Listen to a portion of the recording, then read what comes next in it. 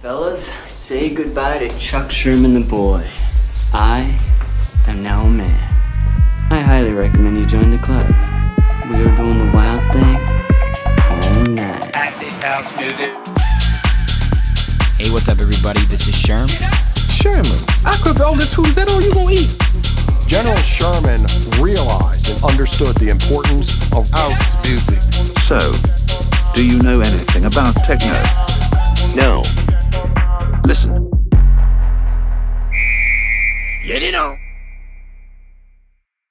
I mean, how old are you when we met like 2 years ago now, was it? Yeah, 2 years ago. That's crazy. Yeah, dude. It's go by really fast. It's like an homie here. But I remember even then, like, you were still very focused and still very driven, and not a lot has changed. Like, I even see you working harder these days, right? Yeah, I try, man. I try. Well, that's very mature of you, man, and compliments to you on realizing that it's important to have a daydream. Yeah. And at least you love it too, right? Like, it's a pretty fucking cool It's job. fun. It's cool. It has its perks. You know? How was fucking hitting the batting cages at Sox Stadium? That was like a dream. So let me tell you about that. Yeah. I wanted to hit a home run so bad. I can't. You think you could? I hit it on the warning track on a fly. So so backstory. I played baseball for 12 years. Yeah. I actually signed to play at the number 2 JUCO in the country at the time. Damn. Parkland College. Okay. And then during my senior year of football, I was like, I'm not ready to give up football. Like, Yeah, I was yeah. better at baseball, but like football was my passion. Yeah, Like, yeah, I was yeah. kind of burnt out. Yeah. So then I went to Augustana. I played football at Augustana. Right. But yeah, baseball is my first passion. That's before music, before anything that was baseball. Like I thought I was gonna be in the MLB playing for the Yankees one day. Ah, And that was the goal. You know? I felt the same about the NBA, dude. I thought I was gonna be an NBA player. You're a baller? My fucking yeah. I remember when I was 10 years old, my Christmas present was the NBA encyclopedia. Wow. So I don't know if that's more Jewish or more like NBA or like NBA nerd, Yeah. but like It's like you could get your basketball in, but get your studies dude, in as well, right? 13th birthday, my dad took me to the NBA Hall of Fame. Wow. Like That's pretty cool. yeah, not to go down a bad path here, but I did make the 7th grade team. Okay. My life got crushed, but you know what? I learned a lot from it, chip on my shoulder ever fucking since. 100%. What I know about having those passions as a young kid, like, you still carry those things with you throughout your life. For sure. Like, I will say, once I stopped playing, though, I really lost an interest in it. Like, you know, Yeah. baseball, it's like, yeah, now it's my job. It's like, you know, isn't it kind of crazy, like, when that time of your life kind of stops? It's like, wow, that was such a huge integral part of my day-to-day, my thoughts, my energy, my passion, everything. yeah. And then the next step happens in life, whether it be college or being done with sports. Yep. It's crazy. Like, my little brother, he played college lacrosse, and he was a really great player, and, you know, he was, like, so confused when he graduated. He was like, what do I do? Because think about it, at that point in your life, you're, what, 22? Yeah, he was, And 22. you probably played soccer for 18 years of your Yeah, life. yeah. So for 7/10 of your life, pretty much, like Yeah. that's what you've been doing. That's I all know. you know. You know, so it's crazy to think that's just like a complete 180. I know, and like you talk about NFL players and shit too. You know, like a lot of them don't go to class in college, and the average lifespan, not lifespan, but career is 4 years in the NFL. Yeah. What happens after that shit? You gotta plan it You gotta ahead, pull a dude. Zonic. You gotta pull a Zonic. You do gotta pull a Zonic, Pull it yeah. on the decks. Yes, and that's exactly what he said. He was like, Yeah. you know, I didn't know how long this shit was gonna last. I always had plan B and plan C. Yeah. And that's what I see in you, man. You got a lot of different wavelengths that you're on. Thank you, But what's man. going on with music lately? Let me hear about some NIICK NIICE music. So, I've been in the studio pretty much like, I would say 5 days a week. lately. Yeah. I've just been trying to crank out as much music as I can. Mhm. And I'm just at this weird point. I think we talked about it a little bit last time. Like, Yeah. I feel like with production, I'm still so new to it that I'm always learning. I'm constantly learning. So Yeah. I feel like every time I'm working on something, that's the best product I'm putting out. Yeah. And I feel like I almost don't want to be releasing music until I almost plateau that, where it's like all of the music's coming out on a consistently high level. Absolutely. You know? Yeah. I hold myself to a high standard with my music You because do, yeah. I never want to like play a song because it's my song. I want to play a song because I would play this in my set. You know, and to Yeah. kind of achieve that level is what I'm going for, to be more consistent with it at least. Yeah, you know? absolutely. I mean, you want to put the best version of yourself out there, your music, all that shit. Yeah, exactly. I respect that, man. And it's, dude, I would say it in a creative industry where everybody can have an opinion of what you put out there. It's hard for someone to take that leap. You Yeah, know, and be like, it is. all right, this is my music, this is my style. Yeah, you put your name on it, it's like, you know. It's hard to just like get over that little hump there, but I know you're making great music. I hear you played in your sets. You think you found that NIICK NIICE sound yet, at least? For sure. Okay. I definitely know, like, as far as my music, I definitely like the tech house feel, but a little bit darker tech house feel. Yes. I was inspired a lot by night bass when I was first getting into production. Like AC Slater was popping off, and I was like, wow, like I love that sound. It's so You have that unique. UK garage Yes. vibe, Yeah, I definitely went through my phase on that, and now I feel like I've kind of like toned that down into like a tech house vibe. Yeah. But with the UK like sounds and kind of like, I don't know the word I'm looking for, but just kind of like that vibe. I Sometimes guess. there's not a word for it. Yeah, exactly. That's why we make music. Cheers to that. Yeah, right? Because the music speaks for itself. The new track you put out, it sounded nice, my guy. Thank you, man. Big fan. Thank you. Big yeah. fan. So I've been working hard. It's. I did the same thing as you. I put out music, and it had been a year since I released that for my last track, and I was like, that's not my sound. Yeah. I honestly had this expectation in my head. You know when you just build things up in your head and you're like, people are probably wondering, when am I going to release the next track? Yeah. No one's fucking thinking about that, you know? And I was like, all right, put it out. Boom, boom, boom. Yeah. And then I was like, you know what?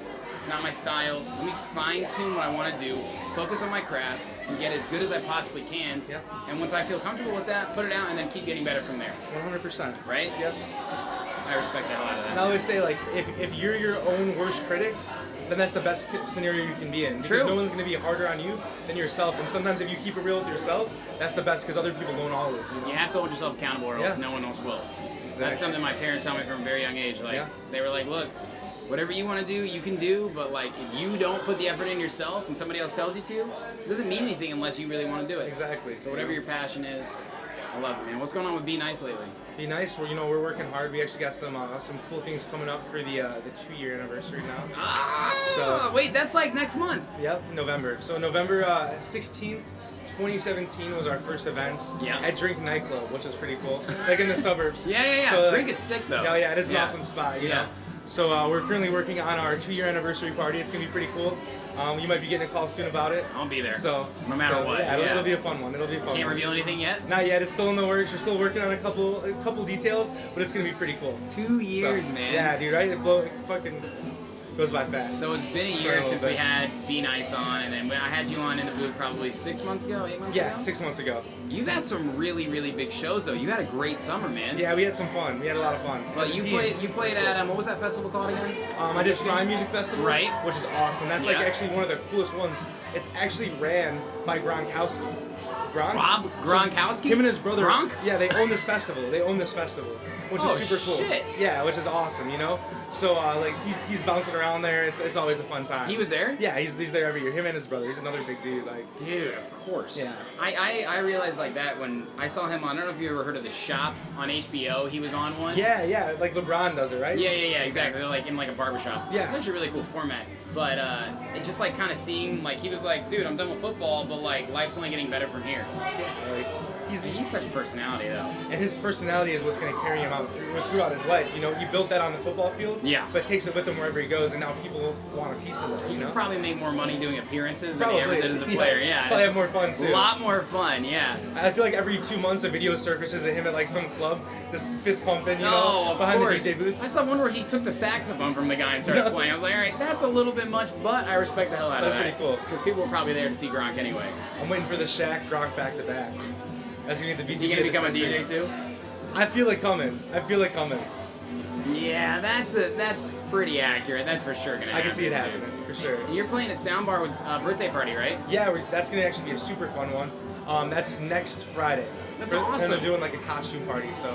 Yeah, good for you, man. Yeah, That's a it'll be great fun. set. Birthday Party guys are really blowing up. Oh, yeah, dude, they're killing it, and they're super cool guys, which is the best part about it, you know? They book you for that then? Yeah. Great. They hit me up and they're like, hey, you know, we're throwing a party. I think it'd be cool. I was like, hell yeah, can't complain. And the funny thing about Soundbar is I was 18 in the city, walking through the city with my older cousins, and I was just like, yo, like, this place looks sick. Because like, you kind of see from the outside, it's just this brick wall. Yeah. Like, you don't know what it is. It was during the day, too. Yeah. I was like, wow, this would be like a cool-ass place to DJ. You see all the posters outside. Yeah. And like, this is the first time I'm actually playing like the main room there. Oh, yeah, You know, 'cause you play in the basement, we yeah. play in the basement and the side room all the time, but Different, though. that's just like full circle for me. Like this is a big Dude, one for me. that sound system in there, Yeah. man. Like, when I had Steve Gerrard on the podcast, it was like about a 10-15 minute discussion just on the sound, the amps, like everything about it, the surround sound, the Dolby Atmos, like all that shit. That's gonna be a special set. Yeah, they bring in some crazy stuff, especially when they do the Dolby Atmos shows. There's- Oh yeah, You just can't beat it. You can't beat it. dude. They really live up to the name of Soundbar, you know? They do. They had to. Yeah. Yeah. What do you think's going on with Chicago in the next couple of years then? Because there's a lot of the birthday parties, the NIICK NIICEs, you know, these collectives coming up, and we're all kind of together. Yeah. Like, I don't know if you've heard me say this, but since I had you on, you mentioned that we're all in the same class, this class of Chicago DJs and producers and collectives. I say that almost every single fucking time now, dude, because you're so right. Yeah, we're dude, all coming up together. There's no separation. Everybody's homies. Look at this event we're at today. Be Nice, Lavender Group, Collective Management, Everybody. 1111, like, and it's all a community get down. Like, Exactly. so many different people are here all together. And I feel like some of the generations, or I would say classes maybe before us, they all like split. They were all about like, yo, we want to do our thing, this thing, this thing. Yeah. And I feel like maybe it's just this younger vibe and just the world we're growing up in today that we're just like, yo, like, why not just all do it together and see how far we can push this thing? It's the umbrella effect, you know what I'm saying? Yes. If there's 10 people pushing up an umbrella, it's going to be higher than the one person here or there, or vice versa, you know? That's so true, And bro. Chicago as a scene is definitely being put on the map. Yeah. You know? I had a conversation with a buddy who, he does a lot of events for Insomniac. So he was out there and he was talking to the guy and he's like, yeah, you know, I'm from Chicago, but I'm in LA a lot, I lived here for a little bit. And he's like, yo, I'm going to stop you right there. He's like, don't say that ever. He's like, you're from Chicago? That's so unique. Everybody's from LA. Everybody play like. He's like, say you're from Chicago. He's like, that'll take you 10 times further in this world today, because like awesome. Chicago's being put on the map, especially in this house scene, which is nice. Oh, it's so true. It's kind of funny because us as locals, like, yes, house is an integral part of our community and our style, especially, you know, like you and I, but it's not everywhere, like the kind of the outside eye kind of sees it as though Chicago, the home of house music, like it's here and it's deep rooted. The smart bars, the spy bars, the sound bars, you know, all that shit. But like, those are the only places that only play house. And now that house has been on this slow incline, they're like, oh, Chicago, you must know house, right? Exactly. We do. But we've cut our teeth, and I think Gene Ferris said this. He was like, if you can cut your teeth in Chicago, you can work hard. If you can make a name for yourself, especially in the house scene, you can make it anywhere. Yeah, it's a tough industry. Say like to break the bubble, like to break into the scene. You know, it's hard. It is, and I've been so lucky and fortunate to meet people like you and everybody else that I've connected with. Coming from Indiana, you know, I was a little intimidated to try and come here and not know anybody, but the fact that I could go up to DJs at places and say, hey, I'm trying to get some spots, I'm trying to get better, and them go, yeah, absolutely, hit me up on Instagram, let's hang out, and then actually hit them up, and then them actually follow through. Exactly. And now all these people are my good friends. Yeah, dude. Yeah, Like, that's the Midwest, baby. Dude, That's my favorite part about it, though. So what's coming up for you then? Next couple months into 2020, anything exciting? Coming up, I'm actually going to LA. Okay. I'm going out to LA the Halloween weekend. So I have a couple gigs out there. One of my good friends, White Owl, is actually opening up for Afrojack. Nice. At Academy LA, which is like awesome. Dude. So I'm flying out there with them, getting a couple gigs, you know, to pay my way. Yeah. And then I'm gonna go check that out with them for Halloween nights. And then November, I got one cool show coming up that'll be coming out soon, which is gonna be pretty fun. Okay. At another club that's like, it's one of my like, I'd say bucket list, like a club that you like want to play at in Chicago. So especially for the house scene. All right. So I got a few ideas. Yeah. So that one will be fun. But yeah, dude. Other than that, we got this big 2-year party coming up. That's gonna be pretty cool. Yep. It's gonna be epic. So. Definitely keep on the lookout for that. Yeah, man. Yeah. Hell yeah, brother. It's always good to see Hey, you and pleasure. hang out. Got a lot of love and respect for you, NIICK NIICE. Likewise. Thanks for having me, brother. Of course, buddy.